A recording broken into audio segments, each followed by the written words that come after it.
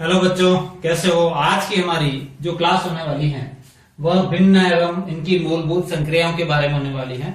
इसमें हम विभिन्न प्रकार की भिन्नों के बारे में पढ़ेंगे, जिसमें उचित भिन्न, अनुचित भिन्न, मिश्र भिन्न, दशमलव भिन्न, व्युत्क्रम भिन्न है, समतुल्य भिन्न है, वितत भिन्न है, भिन्नों को सरलतम रूप में किस प्रकार बदला जाता है, मिश्र भिन्न से अनुचित भिन्न और अनुचित भिन्न से मिश्र भिन्न कैसे बनाए। साथ ही साथ हम पढ़ेंगे भिन्नों के जोड़, घटाव, गुणा और भाग। शुरू करते हैं आज की हमारी क्लास। सबसे पहले हम भिन्न के बारे में, जिसे हम कहते हैं इंग्लिश में फ्रैक्शन। भिन्न क्या होती है? भिन्न से मतलब है किसी पूर्ण के भाग को जो रिप्रेजेंट करे या निरूपित करे। जैसे मान लीजिए हमारे पास कोई एक रोटी है और उसके दो पार्ट कर दिए हमने, तो ये दूसरे वाले पार्ट को यानी दो भागों को जो रिप्रेजेंट करे, इन दोनों को हम कहेंगे भिन्न। यानी ये वाला भाग भी इसका भिन्न है और ये वाला भाग भी इसका भिन्न है। यानी किसी पूर्ण के भाग को रिप्रेजेंट करने वाली संख्या भिन्न कहलाती है। और इंग्लिश में अगर कहें number which represent the part of unity, यानी किसी यूनिटी के पार्ट को अगर रिप्रेजेंट करे तो वह संख्या हमारी भिन्न कहलाती है। अब भिन्न में मुख्य दो पार्ट होते हैं। भिन्न में जो ऊपर वाला भाग, जैसे मान लीजिए भिन्न लिखी हुई है हमारी 3/5, तो इसमें जो ऊपर वाला पार्ट है या x/y लिख दें, हम ज्यादा अच्छे से समझ पाएंगे सभी के लिए। तो x जो ऊपर वाला पार्ट होगा हमारा, उसे हम कहते हैं अंश, इंग्लिश में कहेंगे न्यूमिरेटर। और नीचे वाला जो पार्ट है y जो रिप्रेजेंट कर रहा है, उसको हम कहते हैं हर, जिसको हम कहते हैं डिनोमिनेटर। ठीक है। तो अंश जो होता है किसी भिन्न के जिस भाग को हम उपयोग में ले रहे हैं या जो भाग हमें प्राप्त हुआ है, उसको हम कहते हैं अंश। और हर उस भिन्न के सभी भागों को दर्शाता है। मान लीजिए हम एक रोटी ली है और उसके हमने 4 टुकड़े कर दिए। कितने टुकड़े कर दिए? तो 4। इसके हमने कुल कितने भाग किए, उसको रिप्रेजेंट करेगा हमारा हर। यानी हर जो होता है वह हमेशा टोटल को रिप्रेजेंट करता है कि आपने यूनिटी के कितने टुकड़े किए। अब अंश जो है उस यूनिटी में से आपने कितने का उपयोग किया या कितने आपके पास है, कितने आपको मिले, उसको जो रिप्रेजेंट करेगा वह हमारा अंश हो जाता है। तो इसमें अंश तो हो जाएगा ये वाला पार्ट जो हमें प्राप्त होगा, और हर हो जाएगी चारों पार्ट। जैसे मान लीजिए अगर अपन भिन्न बनाए तो यहाँ हो गया हमारे पार्ट्स, या हिंदी में लिखे तो भाग, और यहाँ हो गया हमारा कुल। तो यहाँ पर कुल हो गए हमारे टुकड़े 4। इसमें से हमें जो भाग प्राप्त हुआ है वह है 1। यानी अगर किसी बच्चे को रोटी के 4 टुकड़े करके चौथा भाग दिया जाए तो गणित में लिखेंगे हम उसको 1/4 या 1/4। क्या पढ़ेंगे इसको?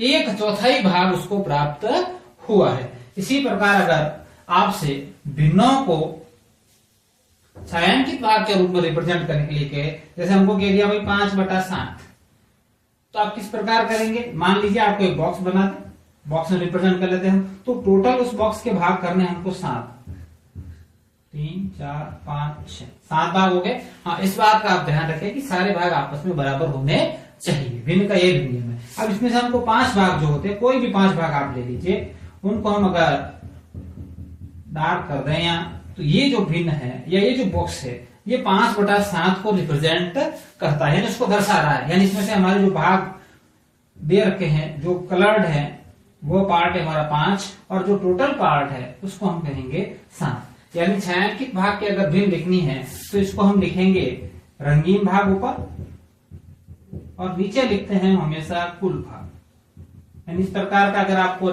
छायांकित चित्र दे दिया जाए, डायग्राम दे दी जाए, उससे अगर भिन्न बनाने के लिए कहे तो आपको कलर्ड पार्ट ऊपर लिखना है और जो टोटल पार्ट है वह नीचे लिखना है। अब आगे हम इम्प्रॉपर या जो अनुचित भिन्न पढ़ेंगे, उसको भी छायांकित भाग के रूप में दर्शाया जाता है। जैसे मान लीजिए इस प्रकार आपको दे दे,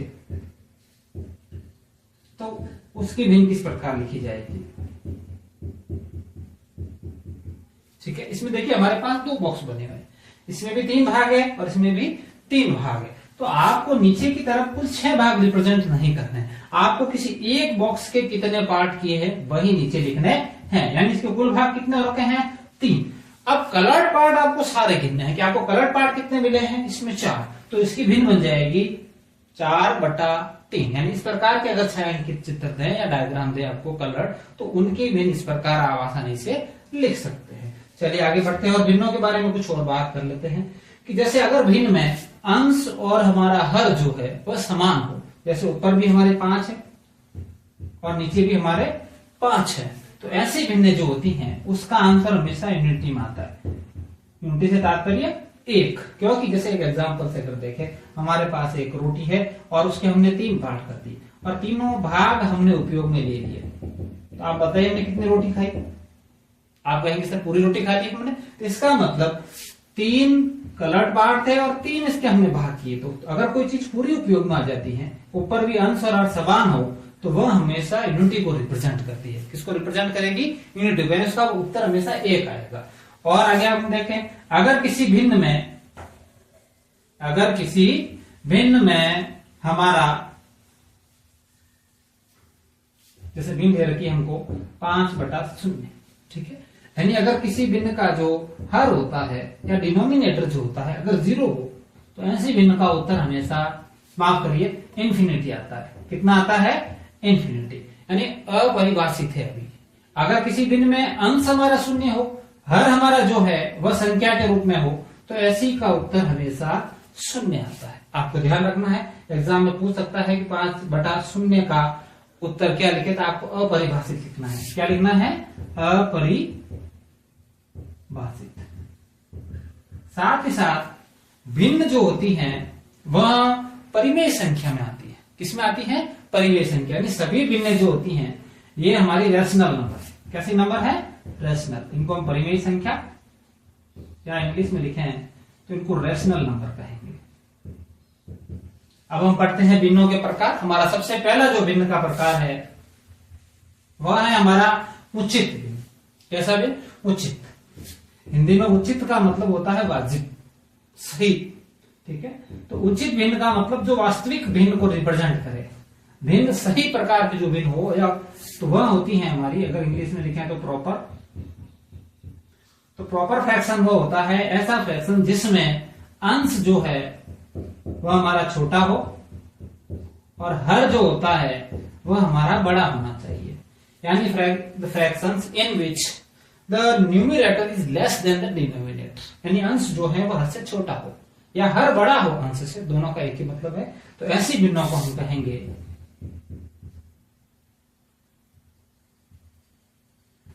ऐसी भिन्नों को हम कहते हैं उचित भिन्न। अगर एग्जांपल देखें तो जैसे हमारे 7/9, 1/3, 4/5, ये जो सारी भिन्न है उसमें ऊपर वाला पार्ट अंश जो हमारा है वो छोटा है, हर जो हमारा वह है बड़ा है। तो ऐसी भिन्नों को हम कहते हैं उचित भिन्न। अगले प्रकार की जो भिन्न है हमारी, नाम से आप देख सकते हैं अनुचित भिन्न। आप समझ गए होंगे अनुचित भिन्न जो है वह उचित भिन्न की उल्टी है। यानी अनुचित, इम्प्रॉपर। इम्प्रॉपर फ्रैक्शन से मतलब है हमारा ऐसे फ्रैक्शंस जिनका न्यूमरेटर जो होता है हमारा वह डिनोमिनेटर से बड़ा हो। यानी ये तो हो बड़ा, बिग लिख दीजिए, लार्ज लिख दीजिए, ठीक है, उनकी वैल्यू ज्यादा होनी चाहिए। यानी अंश हमारा बड़ा होना चाहिए और हर जो है हमारा वह कैसा हो? छोटा हो। यानी हर की वैल्यू छोटी हो, अंश की वैल्यू ज्यादा हो। तो ऐसे फ्रैक्शंस को हम कहते हैं अनुचित फ्रैक्शंस, ठीक है। अनुचित भिन्न कहें, इंग्लिश में हम इनको इम्प्रॉपर फ्रैक्शंस कहेंगे। एग्जाम्पल अपन देखें तो 9/3 या मान लीजिए 5/2, 7/3, इस प्रकार के सारे फ्रैक्शंस जिसमें ऊपर वाला भाग बड़ा है, नीचे वाला भाग छोटा हो, ऐसे फ्रैक्शंस को हम हमेशा कहते हैं इम्प्रॉपर फ्रैक्शंस। हिंदी में इनको कहेंगे अनुचित भिन्न। अनुचित भिन्न के बाद अगले प्रकार की जो हमारी भिन्न है वह है हमारी मिश्र भिन्न। इनको आप साथ साथ लिखते ही जाइए ताकि जब भी दोबारा आपको जरूरत पड़े तो आप इनको आसानी से समझ सके। आप की नोट्स के रूप में लिख दीजिए मिश्र भिन्न, जिसको हम कहते हैं मिक्स्ड फ्रैक्शन। मिश्र भिन्न एक प्रकार की अनुचित भिन्न ही होती है, पर मिश्र भिन्न कैसी एक प्रकार की? अनुचित भिन्न। यानी अगर हम अनुचित भिन्न से एक पूर्णांक व उचित भिन्न बनाते हैं तो उससे बनने वाली जो भिन्न होती है हमारी, उसको हम कहते हैं मिश्र भिन्न, मिक्स्ड। यानी जिसमें पूर्णांक हो, साथ ही साथ एक प्रॉपर फ्रैक्शन भी, यानी होल नंबर और प्रॉपर फ्रैक्शन होना चाहिए। यानी mixed fraction is a fraction in which a whole number and a proper fraction is present। Example देखें हम, जैसे 3 सही 1/5। ये जो हमारे इस तरह के जो फ्रैक्शंस होते हैं, हिंदी में इनको पढ़ा जाता है, आप लिख दिए समझने के लिए, इसको पढ़ेंगे हम 3 सही 1/5। यानी अगर जो पढ़ नहीं पा रहे हैं, जिनको भिन्न को सही से पढ़ना नहीं आता, तो भिन्न को इस प्रकार शब्दों में लिखा जाता है, 3 सही 1/5। अगर इसको इंग्लिश में लिखें तो लिखेंगे 3 and 1/5। ठीक है, ये हमारी इसकी इंग्लिश वर्जन हो गया। यानी आप हिंदी में पढ़ेंगे 3 से 1/5, इंग्लिश में पढ़ेंगे 3 and 1/5। चलिए आगे पढ़ते हैं। और एक बात ध्यान दीजिए, अगर ये जो हमारी मिश्र भिन्न दे रखी है, ये मिश्र भिन्न वास्तव में एक प्रकार की अनुचित भिन्न होगी। हम आगे पढ़ेंगे कि किस प्रकार मिश्र से अनुचित बनती है और अनुचित से मिश्र भिन्न बनती है। चलिए अगली भिन्न जो हम पढ़ेंगे वह है हमारी दशमलव भिन्न।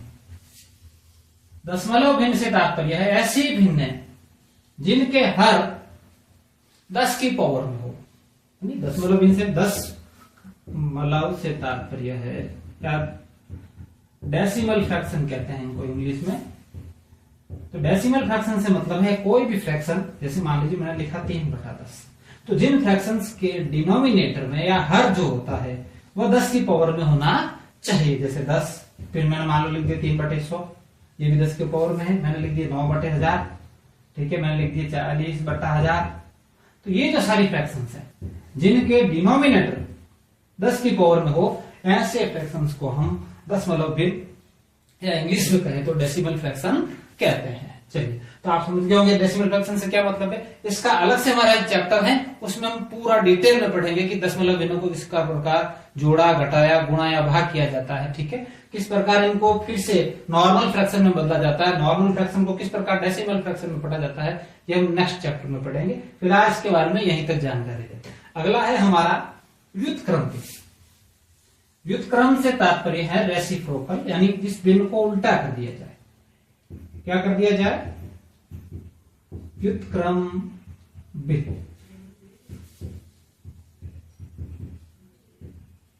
रेसिप्रोकल यानी ऐसी भिन्न जिसके हर और अंश को आपस में बदल दिया जाए। जैसे मान लो मेरे को कोई भिन्न दे रखी है 5/4, ठीक है, इसमें हमारा अंश हो गया 5 और हर हो गया हमारा 4। यानी अगर मैं इनकी पोजीशन बदल दूं, अंश को लिख दूं नीचे और हर को लिख दूं ऊपर, तो हमारी नई भिन्न बन जाती है 4/5। तो 4/5 जो भिन्न है वो 5/4 की व्युत्क्रम भिन्न। कैसी भिन्न है? व्युत्क्रम भिन्न। यानी ऐसी भिन्न जिनके अंश और हर को आपस में बदल दिया जाता है, और जो नई भिन्न बनती है वह पहले वाली भिन्न की व्युत्क्रम भिन्न या रेसिप्रोकल भिन्न होती है। एक प्रकार से अगर हम कहें तो उल्टी, यानी इसको क्या करते हैं हम? उल्टा कर दें, तो जिससे बनने वाली जो भिन्न होती है हमारी, उस भिन्न को हम कहते हैं व्युत्क्रम या रेसिप्रोकल फ्रैक्शंस। फिर अगले हमारे जो आते हैं वो आते हैं समतुल्य भिन्न। इसको आप थोड़ा ध्यान से पढ़िए, ये बार बार हमारे काम ज्यादा आती है इनसे। तो व्युत्क्रम या अगर हम कहें इक्विवेलेंट, सम का मतलब होता है बराबर, तुल्य का मतलब मान या जिनकी वैल्यू बराबर हो। ऐसी फ्रैक्शंस जिनकी वैल्यू आपस में बराबर होती हैं, उन फ्रैक्शंस को हम कहते हैं समतुल्य भिन्न या इक्विवेलेंट फ्रैक्शंस। एग्जांपल के तौर पर देखें हम, जैसे हमारे पास भिन्न है मान लो 2/3, ठीक है। और मैं अगर नहीं भिन्न लिखता हूं 6/9, मैंने एक भिन्न लिखी। आपको देखने में ऐसा लग रहा होगा कि ये भिन्न तो छोटी है और ये भिन्न क्या है? बड़ी। लेकिन वास्तविकता में ये दोनों भिन्न आपस में बराबर है, यानी इनका वैल्यू जो है वह आपस में बराबर है। अब हम कैसे पता करें? तो इसके लिए अगर कोई भी भिन्न को समान संख्या से गुणा किया जाता है, किससे? समान। जैसे मान लो मैं भिन्न को ऊपर भी 3 से गुणा करूं और नीचे भी किससे गुणा करूं? 3 से गुणा करिए आप। 2 की टेबल 3 बार बोले हमने 6, 3 की टेबल 3 बार बोले हमने 9। यानी अगर किसी संख्या को समान संख्या से गुणा किया जाता है और जो भिन्न प्राप्त होती है वह भिन्न पहले वाली भिन्न के तुल्य होती है, यानी दोनों की वैल्यू आपस में क्या रहती है? बराबर, क्योंकि हमने दोनों तरफ समान संख्या से क्या किया है? गुणा। तो आप ये भी नियम ध्यान रखें कि अगर भिन्नों में समान संख्या में गुणा किया जाता है तो प्राप्त होने वाली भिन्न पहले वाली भिन्न की हमेशा क्या रहती हैं, बराबर। दूसरा, अगर गुणा की जगह हम भाग करें, क्या करें, भाग, तो भी प्राप्त होने वाली भिन्न पहले वाली भिन्न की बराबर होगी अगर भाग पूरा पूरा जाता है। चलिए, तो ये जो हमारी नई भिन्न प्राप्त करी हमने 6/9, ये पहले वाले भिन्न की समतुल्य है। समतुल्य भिन्न में एक बात का भी ध्यान रखना है, मान लीजिए हमको समतुल्य भिन्न ऐसे लिख के देते, ठीक है, कि 10/12, कि भाई ये बताइए कि ये भिन्न इसकी समतुल्य है या नहीं। तो हम ये चेक करेंगे कि 2 की टेबल कितनी बार बोलने पर हमारा 10 आ रहा है, 5। यानी अगर 2 को 5 से गुणा करने पर 10 आते हैं तो नीचे भी हमको 3 को किससे गुणा करना पड़ेगा, 5 से। यानी दोनों तरफ समान संख्या से गुणा होना चाहिए। चलिए गुणा करिए, कितने आते हैं नीचे, 15, पर हमारे यहाँ पर कितना दे रखा है, 12। तो बताइए क्या ये वाली भिन्न इस भिन्न के समतुल्य है, नहीं, ये वाली भिन्न इस भिन्न के समतुल्य नहीं है। 2/3 की समतुल्य भिन्न होगी हमारी 10/15। और अगर साधारण में बताऊं तो तुल्य भिन्न जो होती हैं उन टेबल के अगर हम पहाड़ों को लिखते, जैसे 2 की पहाड़ 2 दूनी 4, 6, 8, 10, 12, इसी प्रकार इनके नीचे 3 की टेबल समान संख्या में चलनी चाहिए। 3 की टेबल 2 बार, 3 बार, 4 बार, 5 बार, 6 बार, इस प्रकार। तो ये जो सारी भिन्नें हमने प्राप्त करी हैं जिनमें दोनों की टेबल समान संख्या में बोली गई हैं, वह सारी भिन्नें आपस में तुल्य भिन्न है। कैसी हैं, तुल्य भिन्न। अगर आपको एग्जाम में पूछ भी ले कि बताइए इनमें से कौन सी तुल्य भिन्न है, तो आपको ये जांच करनी है कि दोनों टेबल समान संख्या से, जैसे मान लो मैंने दे दिया आपको 12/18, तो ये दोनों संख्या समान संख्या से विभाजित होनी चाहिए। जैसे दोनों में किसका भाग जाता है, हम देखें, दोनों 6 से भी विभाजित होती है ना, तो 6 का भाग इसमें जाता है 2 बार और इसमें जाता है 3 बार। तो अगर समान संख्या से भाग जा रहा है तो वह भिन्न उत्तर प्राप्त होने पर बनी भिन्न दोनों आपस में तुल्य होती हैं, समान वैल्यू रखती हैं। चलिए अगली हमारी जो भिन्न पढ़ते हैं वह है हमारी वितत या कंटिन्यूड फ्रैक्शन। वितत भिन्न से मतलब है